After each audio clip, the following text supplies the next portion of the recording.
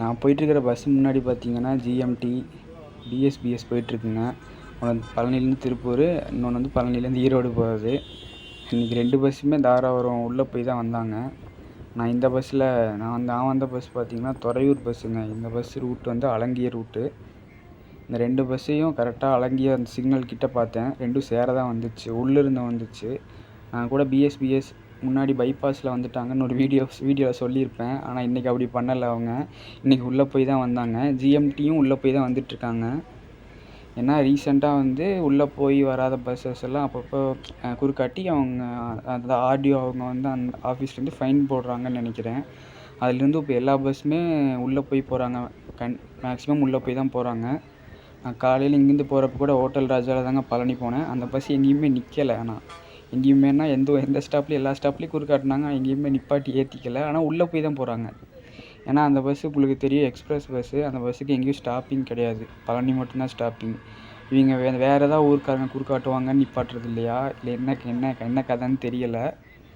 ஆனால் உள்ளே போய் போகிறாங்க. அது வரைக்கும் சந்தோஷம், அது வரைக்கும் நல்லது தான். ஏன்னா நான் நிறையா முறை அனுபவப்பட்டிருக்கேன். அரை மணி நேரம் பஸ் இல்லாமல் காத்திருந்த நாட்களும் உண்டு. அப்போல்லாம் நிறையா நான் அவஸ்தைப்பட்டிருக்கேன்.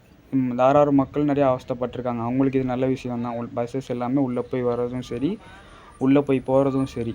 இன்றைக்கி காலையில் அதாவது ஆகஸ்ட் 16 அன்னைக்கு எஸ்சிபி இருக்குல்லங்க, யாம் இருக்க பயமேன்னு கூட அதில் எழுதியிருக்கோம். அந்த எஸ்சிபி பார்த்திங்கன்னா பழனிலேருந்து அலங்கிய வழியாக வந்திருக்காங்க. அந்த பஸ்ஸுக்கு தான் 2 நாள் முன்னாடி ஃபைன் போட்டாங்க. அந்த பஸ்ஸு எப்போ வர்ற தொப்பம்பட்டி வழியில் வராமல் அலங்கிய வழியாக பஸ் ஸ்டாண்டு வந்திருக்கிறாங்க. அந்த பஸ்ஸில் இருக்கிறவங்க அங்கே ஏற ஒரு 5 பேர் கேட்டிருக்காங்க பழனியில். அவங்கக்கிட்ட என்ன சொல்லியிருக்காங்கன்னா, இது தொப்பம்பட்டி வழியான்னு கேட்டு தான் அவங்க ஏறினதாக சொல்கிறாங்க. அப்படி இருந்து இவங்க அலங்கிய வழியாக கொண்டு வந்து இவங்களை பஸ் ஸ்டாண்டில் இறக்கி விட்ருக்காங்க. அவங்க உப்பத்திரப்பாளையத்தில் இறங்கலான்னு நினச்சாங்களாமா. ஆனால் இந்த பஸ் டோட்டலாக அலங்கிய வழியாக வந்துருச்சாம்மா. அவங்க கேட்டு தான் ஏறியிருக்காங்க தொப்பம்பட்டி வழியாக போகுதான்னு. இவங்களும் ஆமான்னு சொல்லி ஏற்றிருக்காங்க. இந்த மாதிரி பண்ணிங்கன்னா இது நல்லா இருக்குதான்னு பாருங்களேன். எல்லோரும் ப்ரைவேட்டை குறை சொல்கிறீங்க அப்படின்னு என்னை பற்றி சொல்கிறாங்க. நான் இன்ஸ்டாவில் போட்ட வீடியோவுக்கு நான் ப்ரைவேட்டை குறை சொல்லணும்னு இல்லைங்க. இந்த மாதிரி பண்ணிங்கன்னா அது நல்லா இருக்குதான்னு பார்த்துக்கோங்க.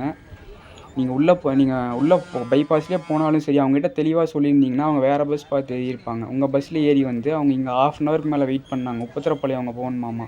அவங்க 1/2 அன் ஹவருக்கு மேலே வெயிட் பண்ணி எஸ்எம்எஸ்னு ஒரு மினி பஸ் இருக்கும், அந்த மினி பஸ்ஸில் போகிறாங்க.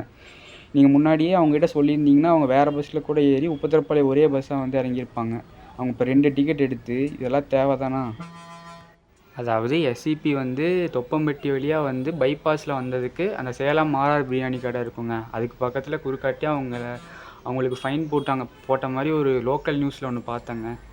அங்கே 20 நிமிஷத்துக்கு மேலே அந்த பஸ்ஸை நின்றுட்டு இருந்துச்சு. எல்லோரும் டிரைவர் கண்டக்டர் அவங்களாம் கையெழுத்து போட்டுட்டு இருந்தாங்க. அதெல்லாம் வீடியோவாகவே வந்துச்சு.